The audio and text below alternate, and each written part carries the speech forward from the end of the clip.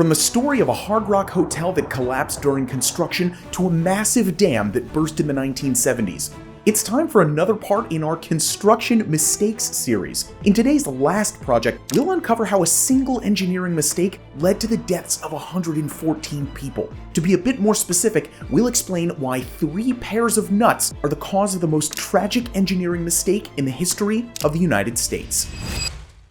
We start today's video with the Hard Rock Hotel collapse. Take a look at this empty lot at the heart of New Orleans. There's supposed to be a hotel here, and there would be a hotel if the construction process hadn't gone so horribly wrong. Let's jump back to 2011. Back then, this lot on the corner of Canal Street was home to an abandoned Woolworth store that had been sitting there vacant since the 90s. A big waste of space in a prime location, and the city council wanted to do something about it. Working with property developer Kalis Companies, the council agreed to build a high-rise building on the lot. 300 apartments, a parking garage, and plenty of space for shops and restaurants too. In theory, there was a height limit in this part of the city, but the council voted to ignore that. Most locals were excited about this big new project. It was way better than a derelict Woolworth. For a few years, that high-rise project on Canal Street went cold. That old Woolworths was gone, but nothing else was put up in its place. Then suddenly, at the start of 2018, Kalis Companies released an update. They changed their plans and struck a new deal to build a 350-room Hard Rock hotel on the empty lot instead. Hard Rock said that they wanted to build in New Orleans because their values lined up with the city's nightlife and vibrant music scene. Mohan Kalis, the founder of the company, said something similar. Our goal is to host New Orleans' great traditions of music and cuisine through fine dining, entertainment, and rooftop venues. He also said, "We're sure it will soon become a favorite for locals and visitors alike." But as you can probably guess because we're talking about it in this video, Mohan Kalis couldn't have been more wrong. Construction started right away, and to begin with, everything seemed to be going well. It looked like a hotel, or at least it looked like the start of a hotel. But at 9:12 in the morning, at the start of October 2019, this happened. The top floors of the unfinished hotel collapsed, killing 3 construction workers and injuring 30 more. Later, one of the survivors described how it felt to be trapped beneath the rubble. Underneath a lot of concrete, rebar, beams. You're seeing my leg laying there, twisted up. The collapse destabilized a giant crane. You can actually see it wobble in this video. Nearby buildings were evacuated as emergency services feared that the crane would fall. The streets by the hotel were also closed off as lumps of rubble and twisted metal spilled across the road.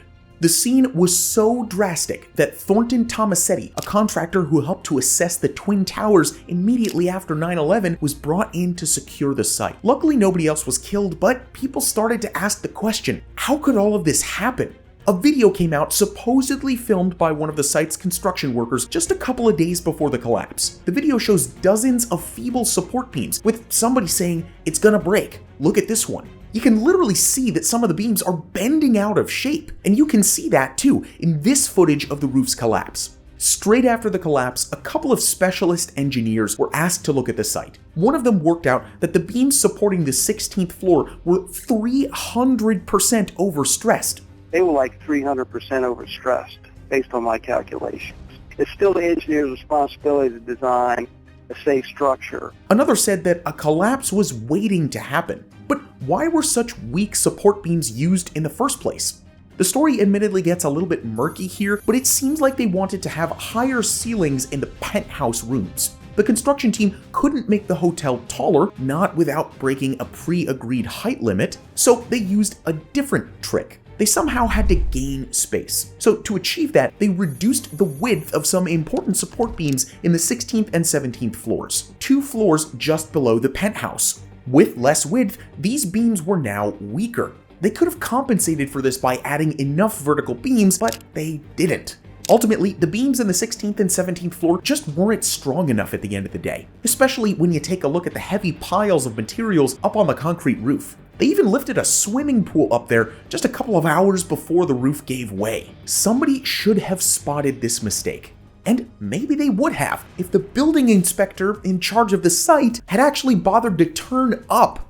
As investigations continued, it turned out that the inspector had been filing reports for the past few months without even bothering to visit the project. Just a couple of weeks before the building collapsed, she'd even approved a layer of concrete on the hotel roof, even though she hadn't checked that it was safe. In the end, the collapse was waiting to happen. A year after the Hard Rock collapse, the site was completely demolished. That's why there's nothing but an empty lot on the corner of Canal Street today.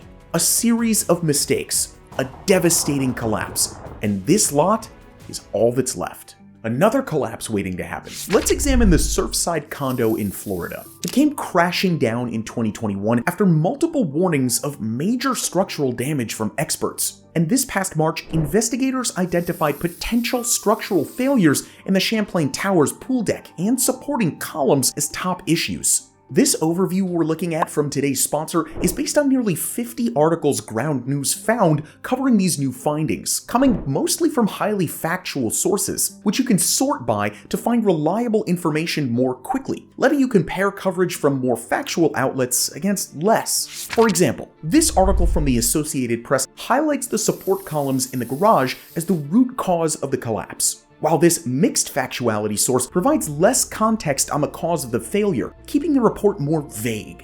This level of insight is why we're partnering with Ground News again for this video. In case you forgot, Ground News is an app and website that gathers related articles from around the world into one place. On top of all that, they give you context about the sources themselves, including the source's political leanings, factuality rating, and even ownership. We here at MegaBuilds think it's a great tool. Ground News makes it possible to compare many different sources and understand all perspectives. Learning about the differences also helps us to stay neutral while writing our scripts about sometimes controversial issues. Subscribers fund Ground News, and they intentionally don't rely on ads to remain as objective and reliable as possible. So to join an independent news platform you can trust, go to ground.news/megabuilds or click our link in the description below. They're giving our viewers 40% off their Vantage subscription, the same plan we use, or try it for less than $1 this month. We now take a look at the sinking of Sweden's most expensive ship,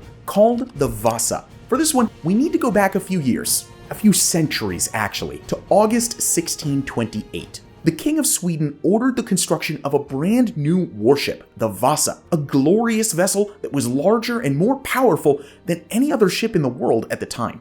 The ship was designed by Henrik Hibbertson, a master shipbuilder from the Netherlands. He had a lot of experience building warships, but none had been quite like this one. Typically, warships in the 17th century only had one single gun deck, but the king wanted the Vasa to have 2 gun decks to double its firepower. Heavy bronze cannons lined both decks. Here's a cross-section of the finished ship, with the 2 gun decks here and here.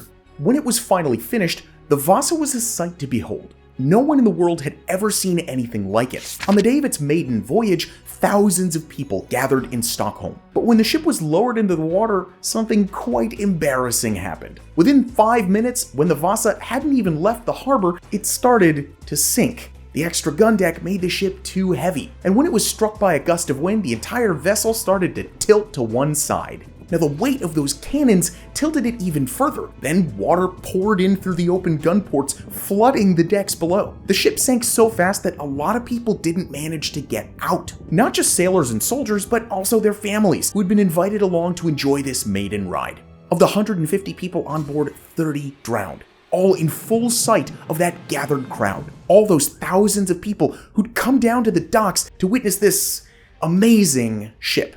The King of Sweden wasn't happy. The entire event was a total embarrassment. Not to mention the fact that the Vasa had cost about 200,000 riksdaler.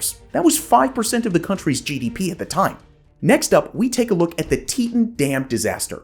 Let's jump forward again, this time to the 1970s. A dam, Teton, had just been built in eastern Idaho, at the top of the Snake River Plain. It was an earthen dam, which is basically just an embankment made of tightly compacted earth. These kinds of dams are often cheaper to build than concrete dams, although the Teton still cost more than $100 million. The dam was completed in 1975. It held back a massive reservoir of water, which was meant to be used to irrigate farmland, to provide a source of hydroelectric power, and to help with local flood control.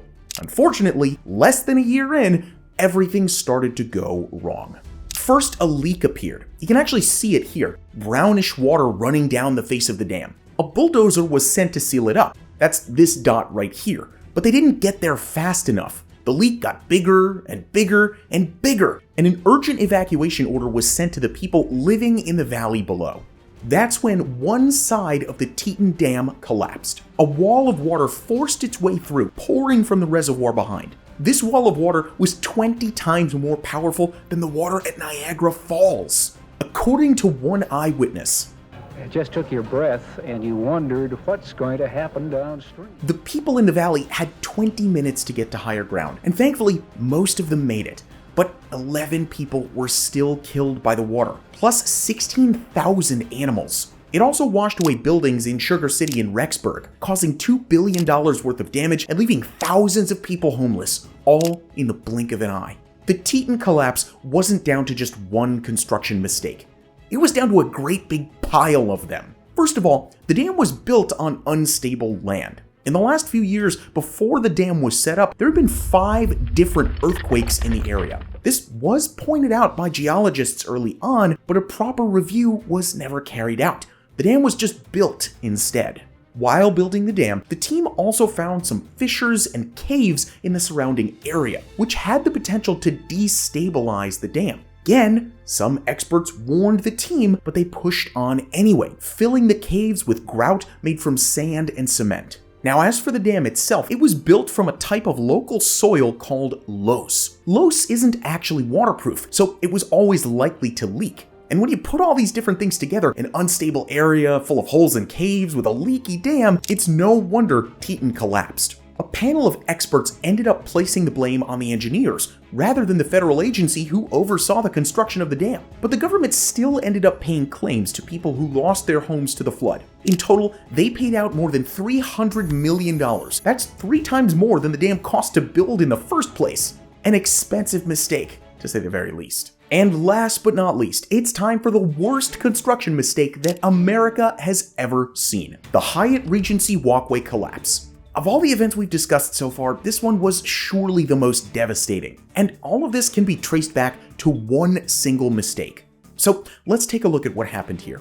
In May 1978, workers in Kansas City, Missouri started to build a brand new project, a Hyatt Regency hotel. They finished it just over 2 years later, and it's still standing there today. This is what the building looks like now. 40 stories from top to bottom with just over 700 rooms. You could even stay there if you wanted to.